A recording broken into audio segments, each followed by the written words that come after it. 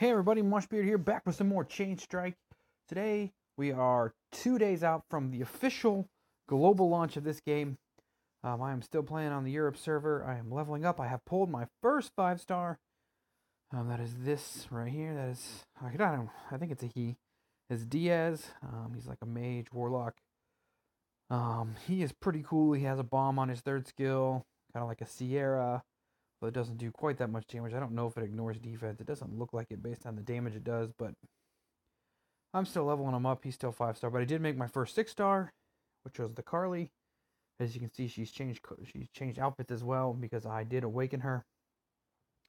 And she is a beast. I'm still leveling her up. She's only 31 out of 40, but she is a monster.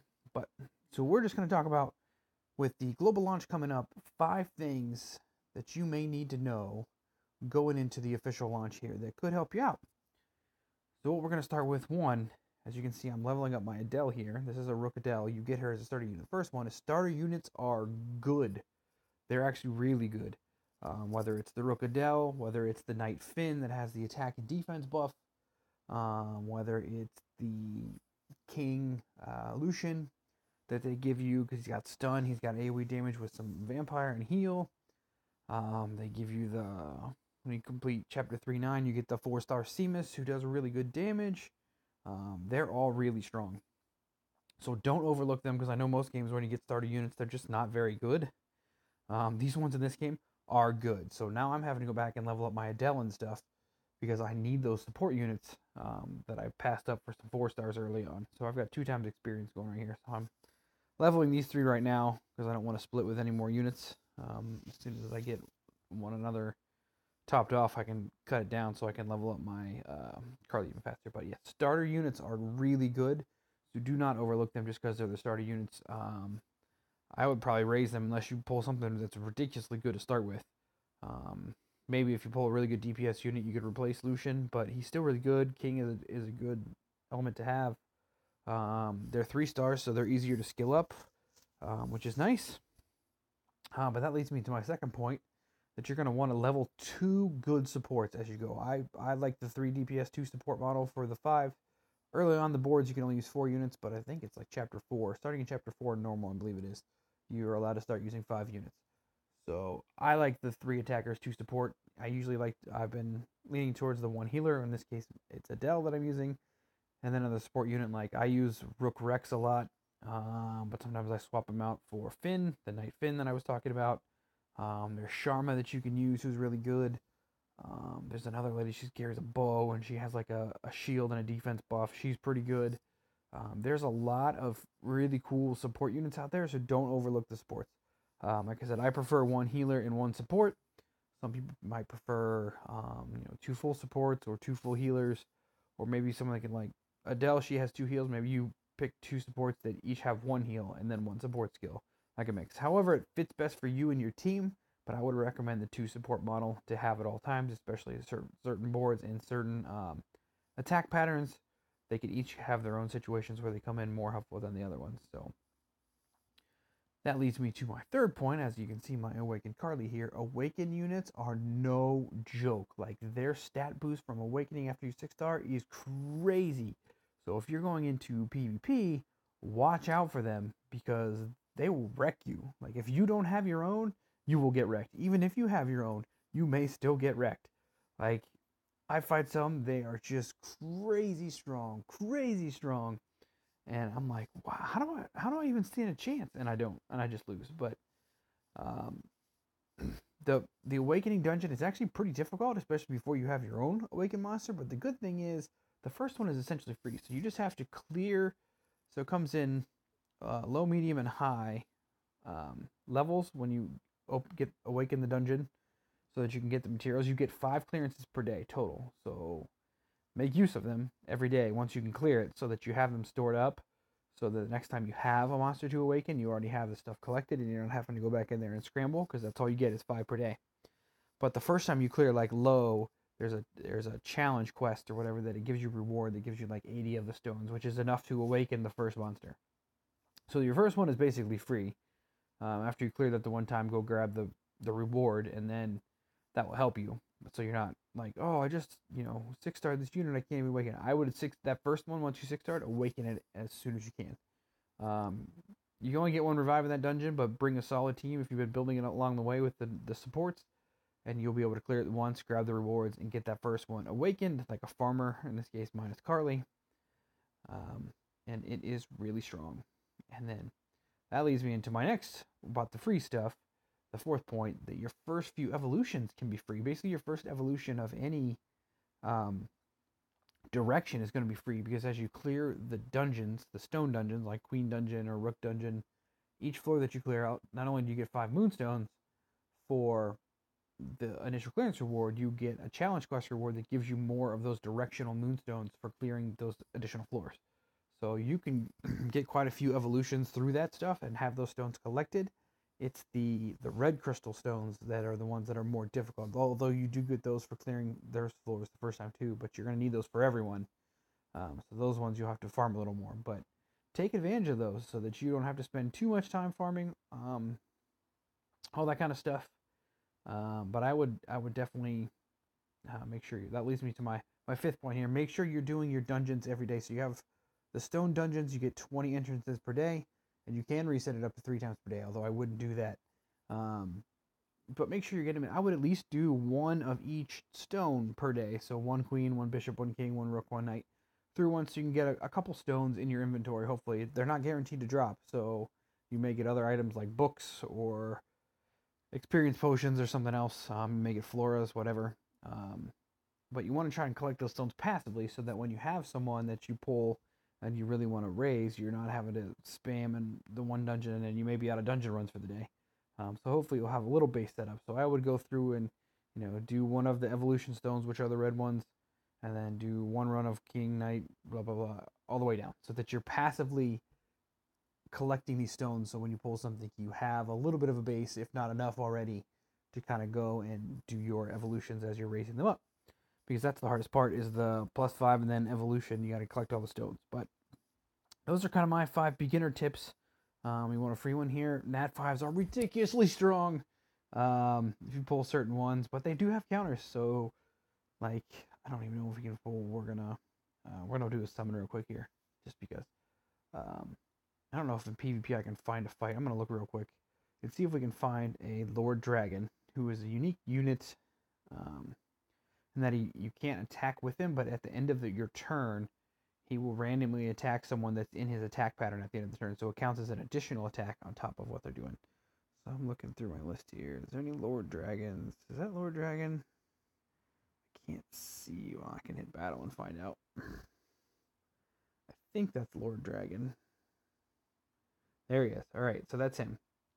So here you can move him 1 turn and he creates a shield, but increases attack power, but the head of the dignified dragon does not take any orders. Attacks a random enemy target in the range when the turn ends. So that's his skill. So he's going to do this. So what you can try to do is punk him out here. So I'm going to use my Rook Rex in line with him, and I'm going to make sure he's the only person that's in line with him, so that at the end of the turn, he automatically attacks Rex. And Rex has the 75% damage reflection, so he's going to reflect the damage back at him. So you can make him do a chunk of his own health just by having him hit you. So I've won quite a few fights where he just one-shots himself. Like, he'll crit me for like 10k, and with Rex's passive, and plus Rex has the buff where he can put out where he takes increased damage. Not Rex, but the enemy will take increased damage. He'll reflect back his own 10k back at him and just, and it's funny. So that's what we're gonna do here. We're gonna buff up first. We're gonna use Finn, even though I haven't leveled him past 3-star. And we're gonna do this. Increase damage. Alright. And then we're gonna wait. We're gonna end our turn and wait for them to move. He's shielded and teleported. So that shield's gonna block some of it, but see, look. Oh, the shield absorbed a lot of it, but he hit myself for 8,500. But he chunked himself down a whole bunch, although that one was a lot stronger than most I've seen, but that's okay. We'll just do this. But it's kind of strategy. So even 5-stars, they have their own. He's almost dead. They have their own strategy. Now he's gonna hurt, because if he crits again, I'm gonna be in trouble, and I just weaken defense. But thankfully, my Carly is really strong, So once I kill him, I'm in a better spot. I'm not going to say I'm going to guarantee to win this, but that weakened defense is a pain. Who do I got to hit? I got to hit her. I don't want to line up where he can hit me, so we'll just do this. Just because we can. Oh, they're gonna go after my Nexus. Oh, they're gonna say, "Hey, you're no fun." Whoops. We can actually go here and pincer. I'll take my attack buff, but like I said, even oh, I should have gotten in the way. That was dumb of me. Yep, I should have gotten in the way. That's what I need to do, was get in the way. But even that 5s have their counters, although, as you saw, that shield, he moved first, so that shield kind of... Oh, come on! She cheaped me. That was a pain, but hopefully when I get my Rex up to 5 or 6 star, he can take a little bit more damage, and then the dragon. I have literally seen the dragon one-shot himself, but he was pretty strong in that fight, so it wasn't really part of the original video, but I thought, let you know there are counters to even 5-star monsters that people pull. But let's go ahead and do a summon. I have quite a bit of... Oops, I need to go into the shop first. I've got 5 books. I'm going to buy it back real quick here.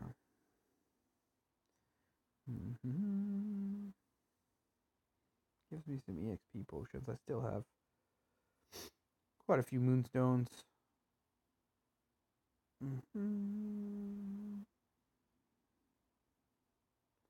Collect my friend points while I'm in here. Alright, let's do the summon, and we'll get back to farming. See if we pull anything good. So,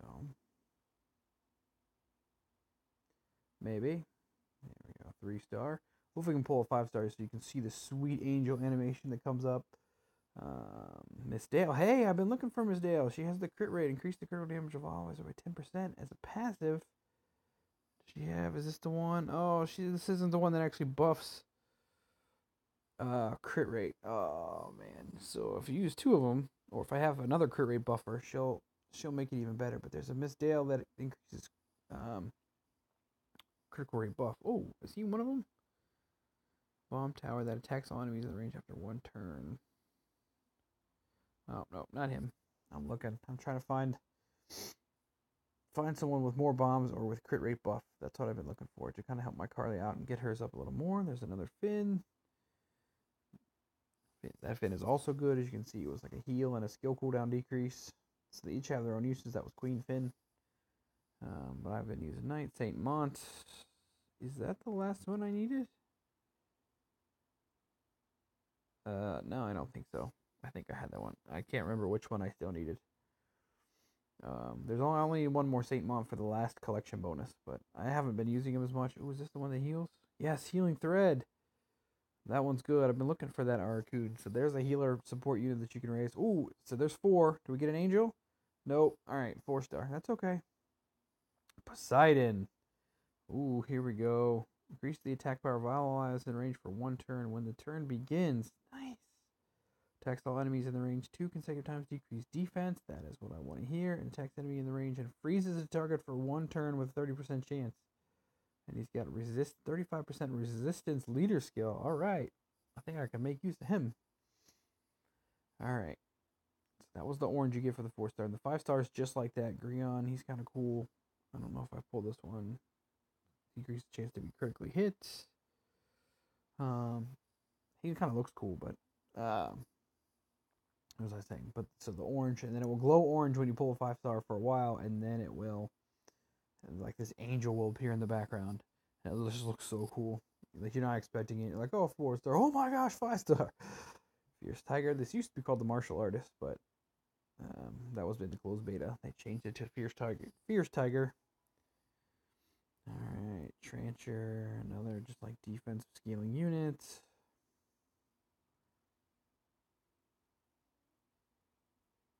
Stella. There's some good Stellas. HP gains penetration. It's not the penetrate. It doesn't make you penetrate people's defense. It prevents you people from penetrating your defense, which has its uses, but Dunkel, I don't think I had any Dunkels. When the attack target is defeated, decrease the attack power of an enemy, increase skill cooldown. Alright, can I get another 4-star in here? Maybe not. Maybe I'm just going to get 1 4-star out of this, but that's okay. Poseidon, I can make use out of him. Vodka, the little dwarf. Damage that's proportionate to the target's max HP. That has potential for bosses. Last attack will always be a crit. Transmogrify the target. Alright. 3 more summons. Can I get a 4-star? 4-star. No angel. 4-star. Okay. Kalius. Ah, yes. Here we go. The Centaur Minotaur mix guy. I haven't seen. 30% promotion. I have that. Ignores the defense on enemy that's under the freezing effect. So that would go with Poseidon that I just got. Attacks enemy in the range 3 consecutive times, then freezes target for 1 turn. And then attacks enemy in the range 2 consecutive times and inflicts damage that ignores the defense on enemy that's under the freezing effect. So pair him with some freezers like Yeti or that Poseidon and stuff. So alright, let's find it. We can find some teams for that probably. Aegis. He was just the boss I was farming. It was all weakening effects, stunts target, decreased defense. Alright, last summon. 4. 4, yeah! Angel? No. Okay, another 4-star. Violet. I think she's a healer. Recovers HP of all odds by 24% and removes all weakening effects. So cleanse, creates a shield. 25% of max HP on an ally target and decreases damage that the target receives for 2 turns. Oh, that's really good. Decreases defense. Oh, she might replace Adele that I just evolved and increases max HP. Well then. She is pretty cool though. Man. Alright. That kind of ends this session here. I don't need to do any more summons. That was 3 4-stars, so that's not too bad. But those were just kind of my 5 tips. Kind of something you can watch out for if you're getting ready to prepare for... Ooh, that's a 5-star weapon? Oh, flat attack. No. I was like, oh, hey, a 5-star. This is my first 5-star I've seen in the shop, but... yes, that will do it for this. If you're preparing for the global launch, again, it happens in 2 days on the 28th. I will be there. I will be ready because I am really enjoying this game. It's a lot of fun. And just some tips so you don't pass up all the good free things that they give you. It may not seem like a lot from the other bonus perspective, but from these the bonuses they give you for clearing stuff for the first time and everything, it is pretty handy. So that's it for this episode, everybody. This is Mushbeard. I am out.